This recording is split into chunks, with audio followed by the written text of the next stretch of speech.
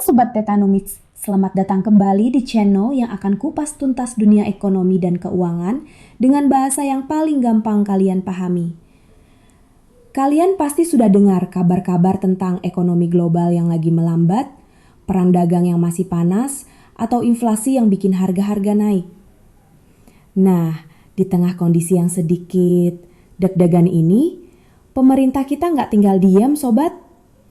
Ada kabar besar yang baru saja diumumkan, yang bisa jadi angin segar buat kantong kita semua.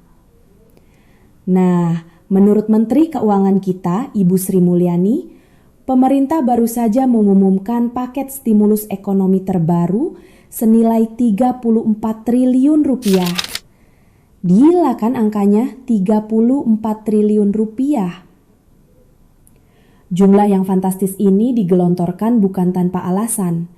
Tujuannya cuma satu, untuk menjaga ekonomi kita tetap stabil dan yang paling penting, menjaga daya beli masyarakat Indonesia. Biar kita tetap bisa belanja, biar ekonomi kita tetap berputar kencang, dan biar kalian nggak terlalu pusing mikirin biaya hidup. Stimulus ini khusus untuk periode Juni hingga Juli 2025. Nah, pertanyaannya, duit sebanyak ini buat apa aja sih?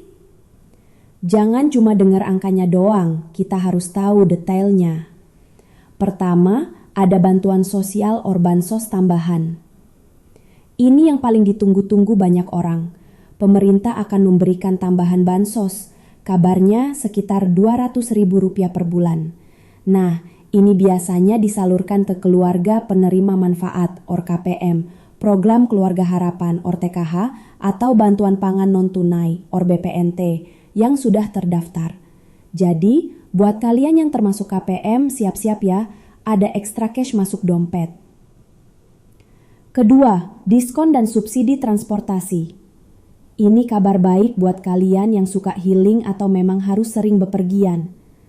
Stimulus ini juga mencakup diskon tiket transportasi, bisa untuk kereta api atau bahkan penerbangan tertentu. Tujuannya jelas, biar mobilitas masyarakat tetap tinggi, pariwisata jalan, dan kalian bisa lebih hemat ongkos. Detil rute dan periodenya tentu akan diumumkan lebih lanjut. Ketiga, bantuan pangan beras. Selain bansos tunai, pemerintah juga akan melanjutkan atau mengintensifkan pembagian beras 10 kg per bulan. Ini adalah langkah konkret untuk meringankan beban belanja kebutuhan pokok, terutama beras yang harganya sering jadi perhatian kita. Target sasarannya juga untuk KPM yang membutuhkan. Dan mungkin ada beberapa insentif lain yang juga disiapkan, baik untuk sektor UMKM, perumahan, atau bidang lainnya, yang semuanya bertujuan untuk menggerakkan roda ekonomi di berbagai lini. Oke, Sobat Tetanomics, dengan paket stimulus sebesar ini, pertanyaan selanjutnya adalah, apakah 34 triliun rupiah ini cukup efektif untuk menjaga ekonomi kita? Secara teori, stimulus ini punya beberapa keunggulan. Pertama, dia langsung menyasar ke konsumsi masyarakat. Ketika orang punya uang lebih atau biaya hidupnya diringankan, mereka cenderung akan langsung membelanjakannya. Ini yang kita sebut menjaga daya beli.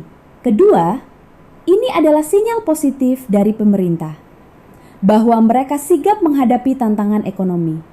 Ini bisa meningkatkan kepercayaan pasar dan investor. Namun, tentu ada tantangannya. Apakah jumlahnya cukup untuk melawan tekanan global yang besar? Apakah sasarannya sudah tepat? Bagaimana dengan potensi inflasi dari sisi penawaran jika stimulus terlalu besar?